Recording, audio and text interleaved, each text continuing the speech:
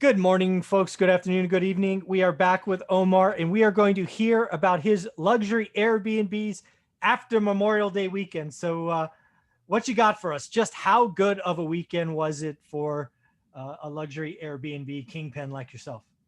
The you know Everyone in that weekend, um they're there for a reason. They're going to be on the water, they're going to hang out, they're going to have friends, family over. They want to go somewhere. Hmm. Now that everything's opened up after this pandemic, everybody wants to go somewhere. They don't want to stay home, and this is something that we've been seeing. Obviously drives the economy right now. Everyone wants to change their houses, everybody wants to upgrade this, or figuring out that they want to downsize their real estate home, or I mean their house. Hmm. So, but places of vacation or places that people want to go to travel has increased as well. Hmm. And because of this, yeah, this last weekend was phenomenal. I mean, we have four, Okay. but three of which we rent out. The other one pays for our nice big house, Okay. and it was great. I mean, my average was I think 950 a night, and Wow, 950 a night. That's yeah, so amazing. it was, yeah. But I mean, you got to Bananas. remember, their pool, Yeah. spa, beautiful backyard. I mean, pool tables, TVs. I mean, just you name it, it's the houses have it. Yeah. So, That's and awesome. then got barbecue areas in the back, just really good for entertaining. Like, well, I posted on my stories, I think yesterday, two of my places made like 2,900 bucks in 3 days, and Yeah. each. Yeah. So the Each. weekend was, and then my other one was a little bit smaller, and I think the weekend brought $7,900 or something like that for 3 days. So Thursday, Friday, Saturday, Sunday night, and everybody For checked out on Monday. wow. So So I'm gonna guess that your mortgage payments are less than that when you add them together. yeah, substantially. One's paid off completely. The Oh, other there you one go. has a very minimal balance, which is like $1,200 a month. Yeah. One of them is a big one because when you're dealing with the higher luxury, you're Sure. going to pay for more. And I bought it in, as a matter of fact, July 1st of last year, Oh wow, almost a year. and it was, I put a good chunk down and financing it, and right now I think my payment's like 2,800 a month, which is a good chunk of change Yeah. if it's not a house that you live in. But you just do the math. I mean, that one house alone will end up doing like 9 to 10K. Wow. So I'm just curious, right? So you had a great weekend. Everything was full. Everybody checked out on Monday. Yeah. Um, I mean, again, I don't have any Airbnb, so these might be stupid questions, but I'm guessing you have teams lined up, and probably every unit was turned by what, Monday at 5? They were kind of ready to rock and roll. No, as a matter of fact, it was today. What is today? Tuesday. Okay. Today's Tuesday, so everybody checked out yesterday, and the crews are checking. Yeah, they're cleaning today Today. and Okay. tomorrow. Okay. Today and tomorrow. And then when, I'm just curious, have you looked? Maybe you don't know, but when are the next stays? I mean, are they like back to back, or hey, I don't have anything for a couple weeks at this point? No, I made sure that we do. We have a whole day kind of in between, Okay. especially with the pandemic, and we Oh, want to make sure. sure it's. But if it's a good enough time frame, I'll call my cleaner, and she'll say yes or no if she can do the checkout check in. Yeah. Granted, if you do checkout check ins, it puts more pressure on your team, but you can turn the home quicker. So now it's volume, Hmm. and that's why you have to have it set up. So my next check ins are on Thursday. Okay. All right. And then for the month of June, so let's June has 30 days. You think, I've got to imagine, again, a luxury spot like where you're at in the summer, you're going to have what, 22, 23 days out of the month booked on average? The big one, I have 4 days available in June Oh my gosh. Wow. only. Only. So Yeah. only. The other, the smaller one I have, I think combined, I think seven. Okay.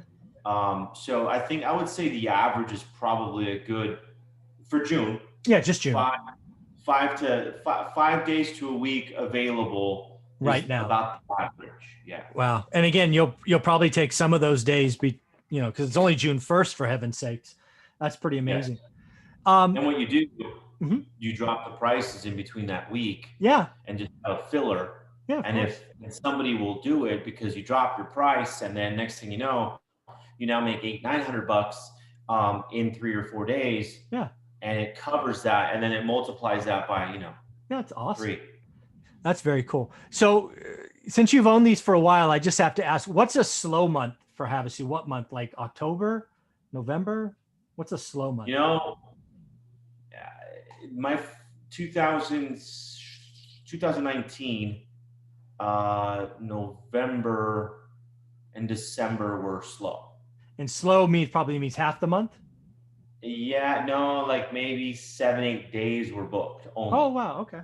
Yeah, so because remember, it's seasonal. Sure, This of course. is pre-COVID though. So the normal avenue is like everybody leaves, right? In the summer because it gets too hot. And then in the winter, the snowbirds come in and they like to stay for longer periods of time and still pay you top dollars. Nice. Okay.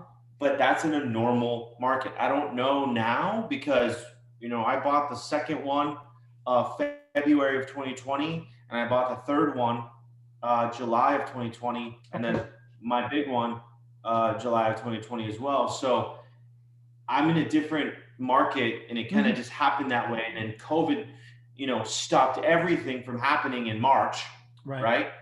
And then I had 4 or 5, cancellations, and I'm like, dang, okay, what's going to happen now? Yeah. Next thing you know, April, May, shot through the roof. Wow. Yeah. And then again, a lot of Airbnbs, as I understand it, is the turns, the client management, right? So I'm imagining, obviously you're not there for the day-to-day, but do you have like an assistant manager that's kind of overseer, and they kind of farm out the cleaners, or you just kind of 1099 various cleaners? How does that all work? That's a good question. I have an app, obviously the Airbnb app, and then the VRBO, but I manage it. Okay. And I send them out the month. Here you go. This is what you got. Check out, check in for this property, this property, this property. Here you go. That's it. And if I get a new booking, then I update the calendar and I send it to them and say, all right, here you go. So now responsibility is onto the cleaner. Very cool. And then do you have it set up where the cleaner does, just for example, they're cleaning today on June 1st, they get paid at the end of the day, they get paid monthly, they get paid by job? How does that all work? The minute they're done, I just Venmo them. Perfect. That's what I would think, right? That's the key with service providers is it's not kind of saving it all up for the end. It's pay them when done, pay them validation. Yep. Totally agree. Absolutely. Very cool. So would you call this weekend a wild success for your Airbnbs? Yeah, it definitely, I'll tell you this, and I'll get into this part of it. Yes, it was successful for the weekend, but the weekend isn't a success for the year. Yeah, I like so, just because you have good weekends doesn't mean you're going to have a successful Airbnb. Oh, that's a good point. It's just part of the process, but you have to have all your systems in order. And I'll tell you, literally clockwork, we're May. So I did all my numbers through 5 months of this year. And with the expenses, the mortgage payments, the insurance, the cable, the TV, the electrical, the propane, because people leave the spa on and you get a $500 propane bill, that deducts from your profit. Sure. And, they're guests, you're hosting them. So you have to have more stuff available, right? Yeah. Yes. But because I went through it all, and mind you, I have one that's paid for, so it's all profit minus taxes and everything else, plus the other one that is very low in a mortgage, and then the other one that's bigger. It's shocking. I won't share with you guys numbers directly, but if I'm on it and I know where I'm at with what I'm paying, and my net is questionable, why am I doing it? Okay. Okay, that's the question.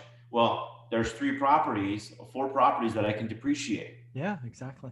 Okay, and even though I'm making the income on it, it's offsetting itself, but I can depreciate it. So then in my normal business of, buying and selling houses, helping sellers and buyers and flipping and wholesaling, and then my rental income, Mm-hmm. I'm able to depreciate that and I can save more money because I can increase my cost basis Yep. and reduce my taxable income, which means I can keep more in my pocket. Yeah. And that's the name of the game. So one weekend isn't going to define your Airbnb. Yeah. I love that. Well, again, episode 1, talking about what's coming in the course, how to get started one rental at a time, is already amazing course, but it's going to have a luxury Airbnb section at the end of the month. So thanks, Omar. You're welcome. Thank you.